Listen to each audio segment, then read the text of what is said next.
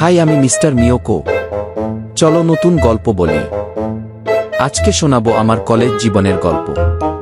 আপনারা হয়তো শুনলে অবাক হবেন, আমি এইচএসসি 24 ব্যাচ। একদিন কলেজে প্র্যাকটিক্যাল এক্সামের দিন আমি আর আমার বন্ধু পান্ডা একসাথে এক্সাম দিচ্ছিলাম। এক্সামের বিষয়বস্তু ছিল ব্যাকটেরিয়াকে নিয়ে। তো আমি ও আমার বন্ধু পান্ডা কেউই ব্যাকটেরিয়ার চিত্র আঁকাইতে পারতাম না। বন্ধু পান্ডা বুদ্ধি বের করলো, খালি চোখে তো ব্যাকটেরিয়া দেখাই যায় না।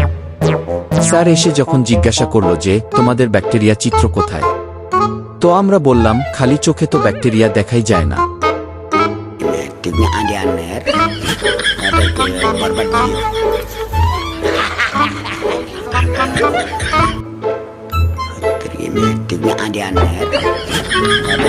এমন সব ফানি কার্টুন ভিডিও ভালো লেগে থাকলে মিস্টার মিয়োকো চ্যানেলটিকে সাবস্ক্রাইব করুন।